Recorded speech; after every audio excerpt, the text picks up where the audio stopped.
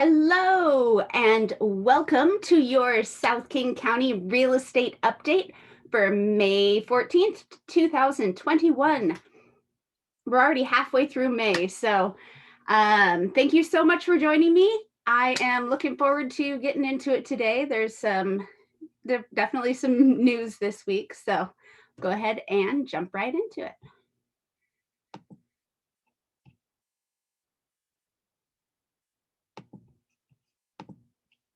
Okay, so as I said before, this is your South King County real estate update. My name is Sarah Eggleston with Stone Egg Realty at John L. Scott. And I have in 2 weeks, I have a hot air balloon sunset paint night coming up. So I think I have a few spots left. Make sure to grab yours today. If there's none left, reach out to me directly and I'll double check everything and see if I can squeeze another person in. So the link for that is below in the description. And what happened this week? So if you remember last week, I had said had put an offer in and was waiting to hear back later that night. So we actually did get our offer accepted. So we are pending right now. I'm really looking forward to closing. This is going to be good. So there wasn't, we've been looking for this couple for a while. If you watched last week, you'll remember this part of the story. And there's just nothing coming up that fit their needs in their price point. So finally we had one come up. We saw it had an offer review date of the following Monday. We viewed it on Wednesday, the 5th,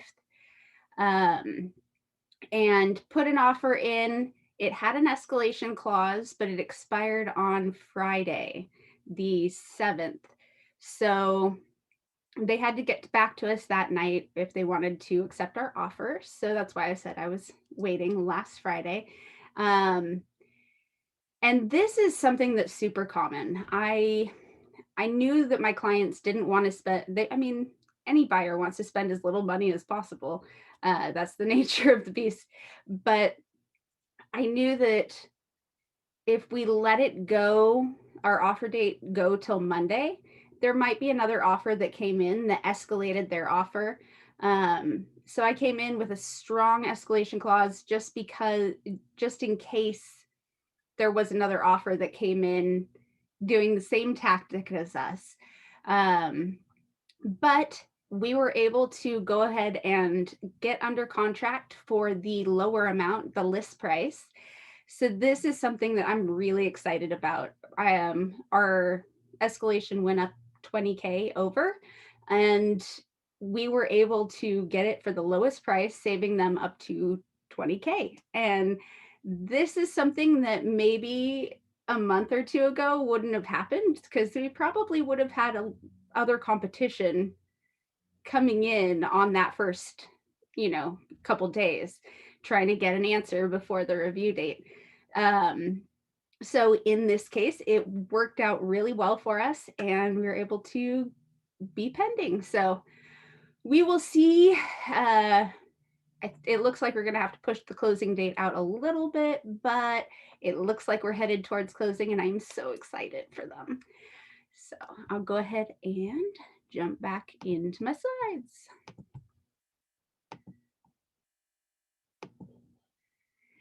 So this is kind of related to what I was just saying. Brokers detect good news for home buyers, citing gains in listings and moderating prices. So finally, some good news for home buyers. This was a press release that analyzed the April statistical data put out by the Northwest MLS, and there were a lot more listings coming to the market, which is something that we expect to see this time of year. But it was such a relief to actually see these homes coming up. It was a relief for a lot of buyers out there. And I'll go ahead and read this quote. from CEO of John L. Scott, J. Lennox Scott. At long last, May is here. Historically, we see a nice uptick in new listings every May. This increased availability and selection will be present throughout the summer. So he tempered his prediction by noting that there is a large backlog of prospective home buyers and a situation that he says will, quote, keep the market in a state of instant response for each new resale listing. So he's saying there's more homes coming to the market. We are seeing a little bit of relief, but it's not over. There's still a lot of intensity, and each new listing that comes to the market is getting the eyes of those buyers that have been looking for homes for potentially quite a while. And this broker, who he's been in the business over 40 years, this person they interviewed, and he says it's the shortest turn times for homes that he's seen in his 40 years career. So, I mean, that's saying something. I know it's been a real fast turnaround for these homes. Some, like I said, we went in and put our offer in, and we had that home pending in 4 days, I believe. And that was before the review date. So you're seeing that a lot right now. But then he goes on to say the housing bubble more than a dozen years ago didn't look like this. There was inventory. There were choices for buyers. Now they comb the internet daily, hoping to get a chance to compete with other battle-weary buyers for one new listing that appears in their price range near where they really want to live. So that is just showing how intense the competition still is, even with a little bit more inventory on the market. So we should expect to see more inventory coming to the market over the next few months as we head in further into summer. So that'll be nice relief for buyers. And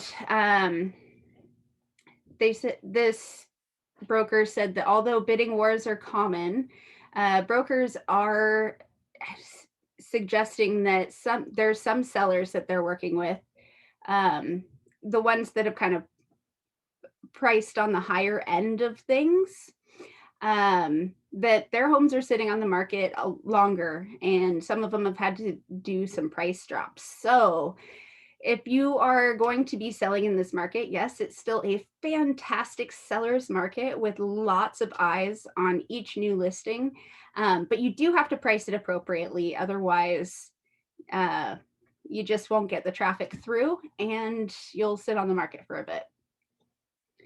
And King County's condo inventory is down significantly from the 1.6 months in January. It is now down to, I believe, 0.8 months supply. And they're suggesting that there is an increasing demand. We've seen this since January in the stats for the condo market. Since January, we have seen a strong increase in demand for those condos. Still not where single family houses are, but they're catching up. So here's a sensational headline that came out a couple days ago in the Seattle Times. U.S. home prices surged the most on record in buying frenzy. So I've mentioned the past couple weeks, be careful about the headlines that you read. There's going to be a lot of sensationalizing because a year ago, we were shut down. There was a lot of uncertainty. People weren't buying homes, not like they are now. Like everything shut down for a couple months. So now we are in an intense market, but comparing it to a dead market 1 year ago, the increase in sales, in like the year-to-year statistics, there is going to be a lot of sensationalized headlines because, 52% less inventory a year ago or now than a year ago, and all these sort of things where it's, yes, that's true, but that's because somebody hit the pause button a year ago, and we are in full blast forward right now. Um, so this was as I said, US, so national numbers. Prices jumped 16.2% from a year earlier to a record high of 319,200. The previous fourth quarter was 14.8% increase in prices, and that was the highest on record going back to 1989. So we are seeing a huge amount of price increases right now. And that is nationwide, and I've kind of heard worldwide. I've heard there's Europe and Australia are kind of experiencing the same thing too. So that is definitely interesting to see. Of the 183 metro areas measured by the group, 163 had double-digit price gains, when only 161 did in the fourth quarter. And Springfield, Illinois was the only area analyzed where prices fell. So, and then also yesterday, yes, today's the 14th. Yesterday, May 13th, Inslee announced a statewide move to phase 3, and a goal full reopening date of June 30th. If 70% or more Washingtonians over the age of 16 get their vaccination, we can get to that reopened sooner than June 13th if we get to our goal vaccination rate before then. He also announced the CDC's new guidance for fully vaccinated people, not requiring them to wear masks inside or outside any longer. And Washington Realtors put out this guidance that came out less than an hour ago. So new mask guidance. In phase 3, it gives us our reminder of phase 3 protocols here, which start May 18th, this coming Tuesday. So 50% capacity for real estate offices, 10 people on site, in addition to the broker for open houses, showings, inspections, anything on property, 10 people plus the broker. And face coverings are still required to be worn at all times by real estate brokers, their clients, and industry partners. So this is a Washington Realtors guidance. So as of right now, even fully vaccinated people, according to Washington Realtors, should be wearing their masks when viewing homes or in real estate offices, and trying to maintain social distancing. And that brings us to our market stat minute. So we have 1,133 new listings, 1,117 pendings, and 974 sold. So our listings and pendings this week are pretty much neck and neck. Those two numbers are pretty close. So listings are going pending literally as fast as they're coming on the market. So. And for showings in North America, so this is key access to homes that are listed on the market for showings. And you can see that we've had a bit of an uptick in our showing traffic from last week, but that is down from our peak a couple weeks ago. And for mortgage rates, last week we were at 2.96%. And this week, it says 2.94% for our weekly average. Um, so this here again, this is an interesting article. So a number that you take with a grain of salt, because this is a weekly average. Mortgage rates change day to day, hour to hour, and honestly, it can change a drop of a hat.